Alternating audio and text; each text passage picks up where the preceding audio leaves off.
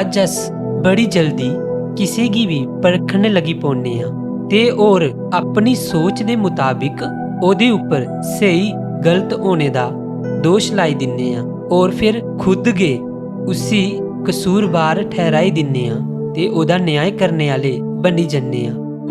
पर जे अस बाइबल दे बचन पढ़िए तां सानू पता चलदा है कि यीशु मसीह सानू बचन दे द्वारा ये समझाते ने कि सानू कदे किसी की भी ओदे कम्मे दे मुताबिक नापना नहीं चाहिदा और ना गे उनका फैसला करना चाहिदा। ओ इसलिए कि ओ बोलदा जिस तोल कन्ने तुस दुए आस्ते तोलदे हो उसे तोल कन्ने तुहाड़े आस्ते भी तोलिया जाग ते जिस नाप कन्ने तुस नापदे हो उससे नाप कन्ने तुहाड़े आस्ते भी नापिया जाग।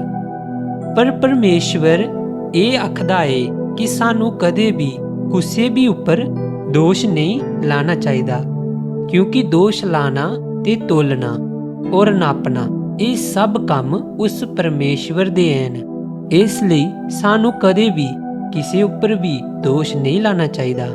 जड़ा काम उस खुदा दा है वो उसी गै करना चाहिदा और ओदे गे उपर छोड़ी देना चाहिदा।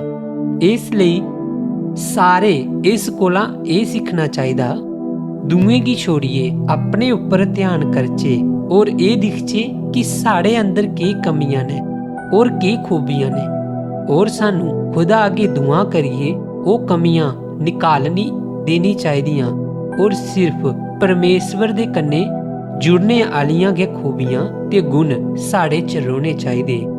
आमीन।